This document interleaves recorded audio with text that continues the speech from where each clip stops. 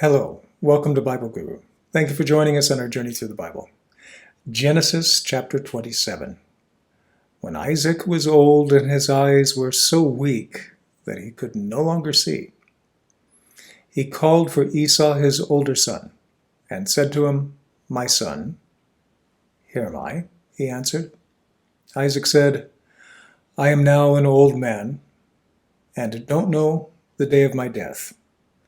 Now, go get your stuff, your quiver and your bow, and go out to the country to hunt some wild game for me.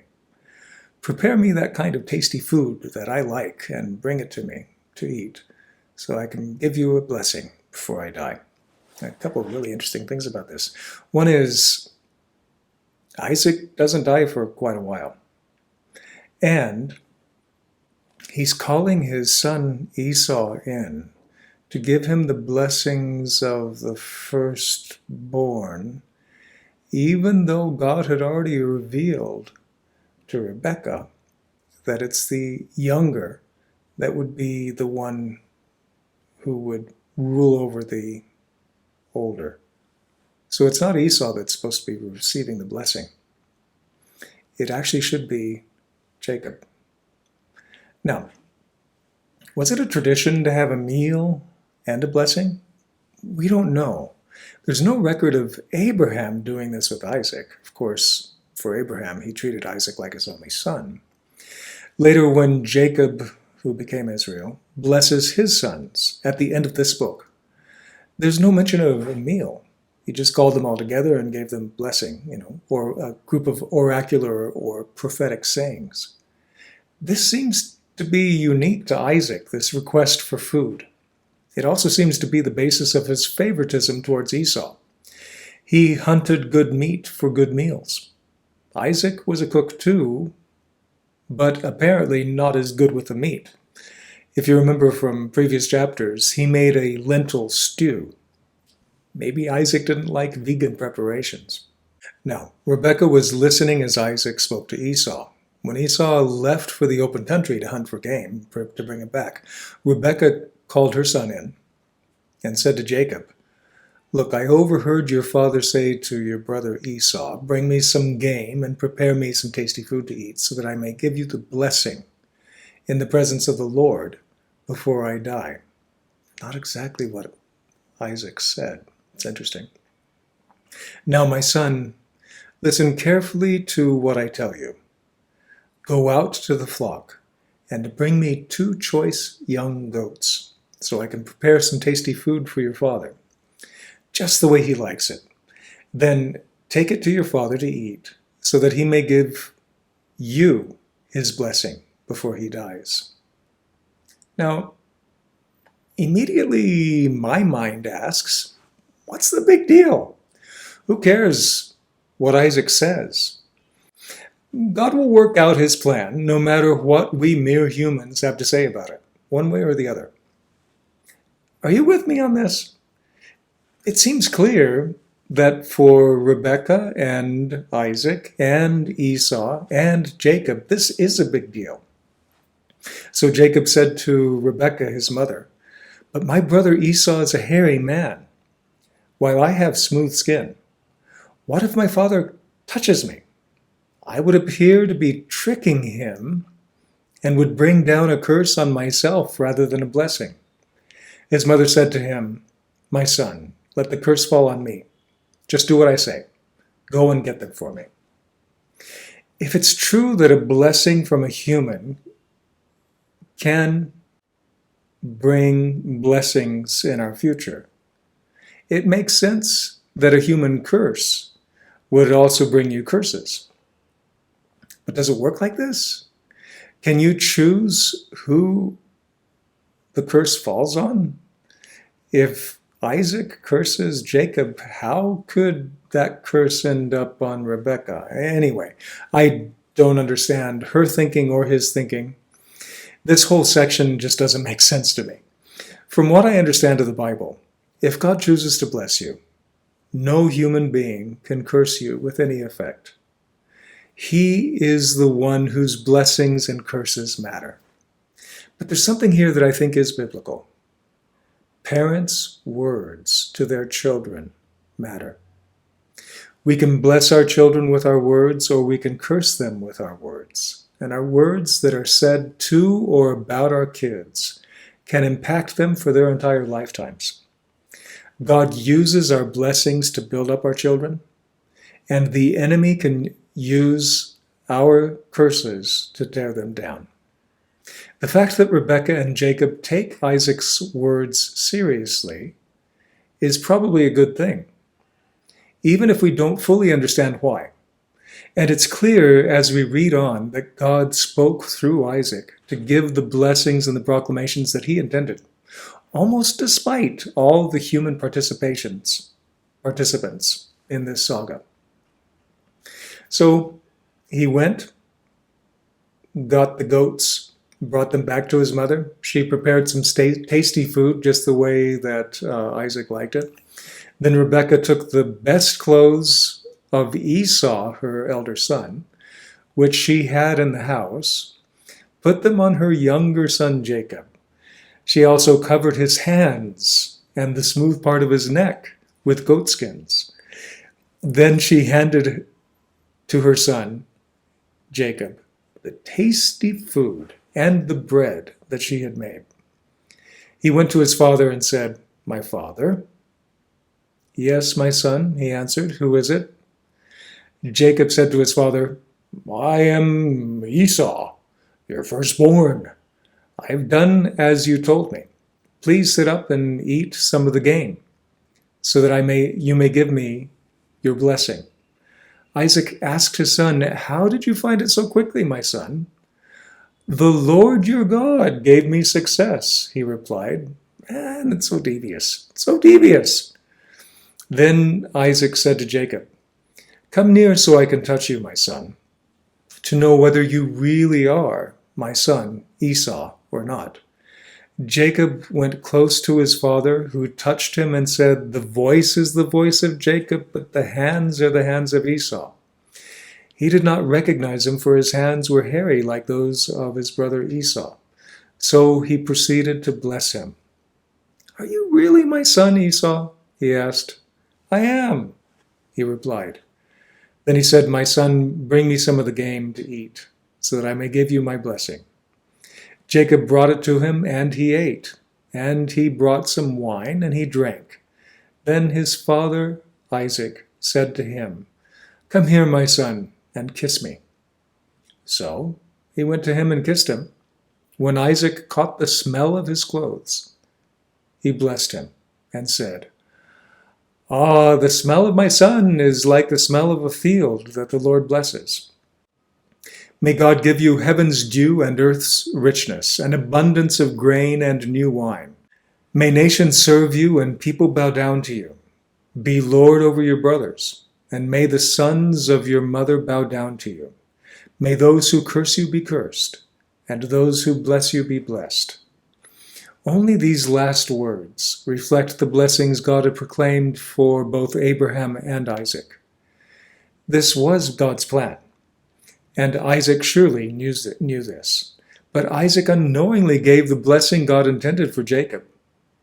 God can actually use us in spite of ourselves. After Isaac finished blessing him, and Jacob had scarcely left his father's presence, his brother Esau came in from hunting.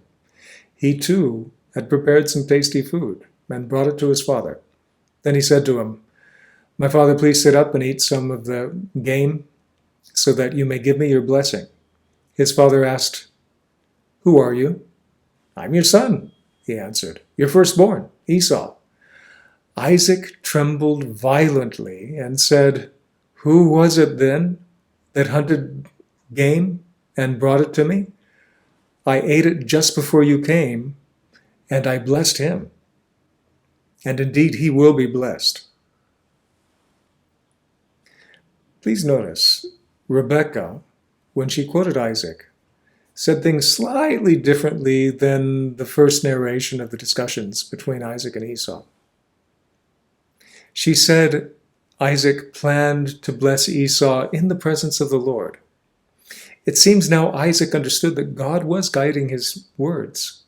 even though he himself didn't understand what was really happening.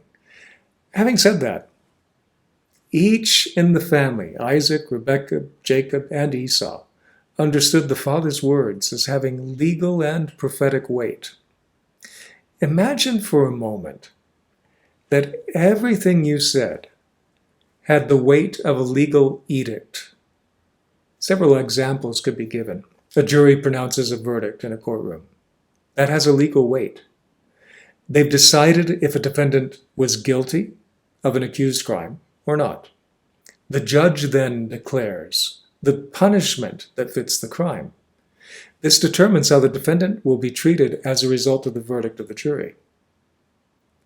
These are all words that have direct, huge impact on those who are being discussed. When a pastor or a priest or a justice of the peace says, "I now pronounce you husband and wife," he's not merely making a statement about some fact. By saying these words, he is actually marrying the couple. There may be paperwork or whatever, depending on the local requirements, but the deed is done once the words are said.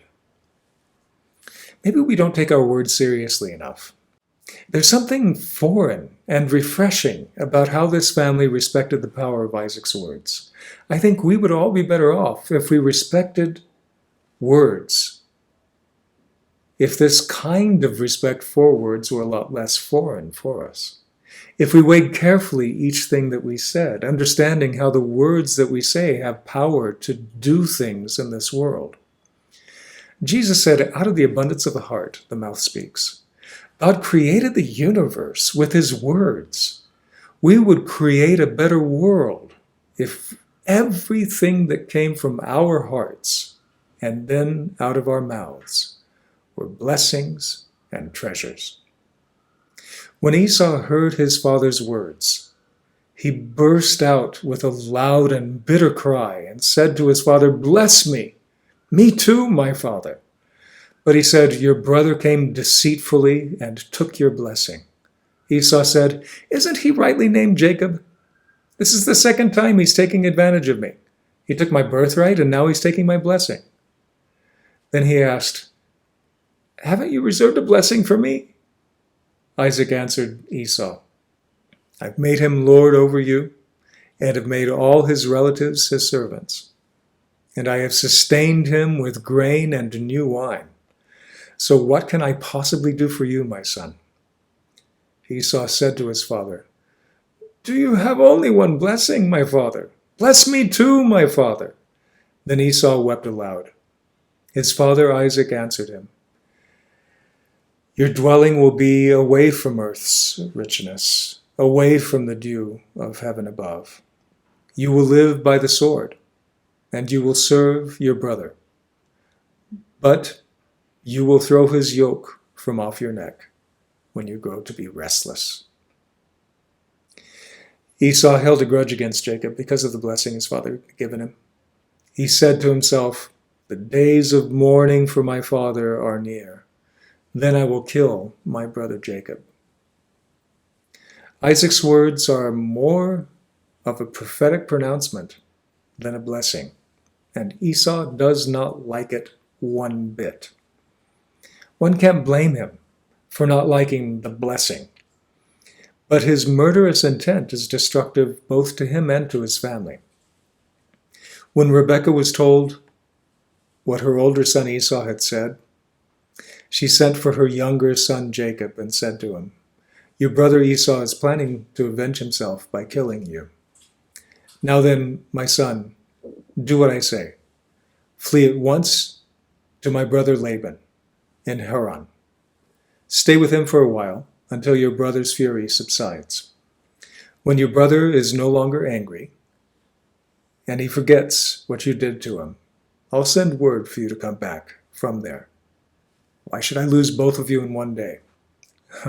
So Rebekah understood several things about this. For one, she understood that she had lost her son Esau because she had favored Jacob. What she didn't realize is that she died before Jacob returned. She and Jacob both had to pay a very high price for their deception. Then Rebekah said to Isaac, I am disgusted with living because of these Hittite women.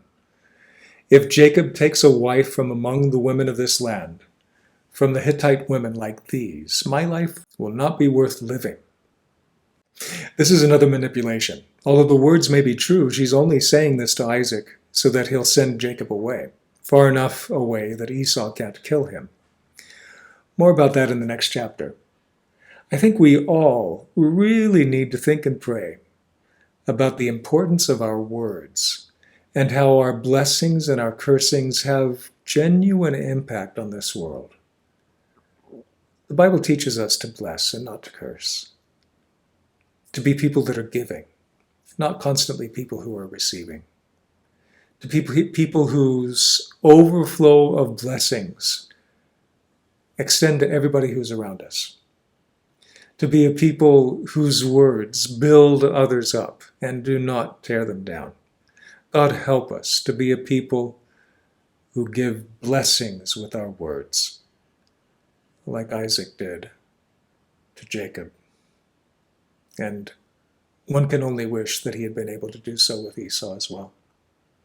God bless you. Thank you very much for joining us in our journey through the Bible. We'll see you next time.